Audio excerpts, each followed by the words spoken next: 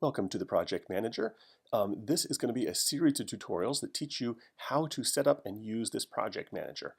I'm making these tutorials with a blank version of the Project Manager that I have shared with your teacher, but your teacher may have customized it for your class. So if there's things in this Project Manager that look different from the one your teacher has shared, ask your teacher for help, or just try to figure out what's missing and work around it. Your teacher might have customized this quite a bit. The first thing you're going to do is take over a row. So I'm looking at first period right now, and then this is a list of all the rows in first period. If you're in first period, then you can take over one of these rows with your name. But if you're not in first period, then scroll down to whichever class you're in. I'm scrolling, there goes second period, there goes third period. I'm going to pretend I'm in fourth period. And I'm going to take over this row right here in fourth period. Just add your first name and last name to that row, and it'll turn green. Ignore the level and percent calculators. Please do not touch those yet.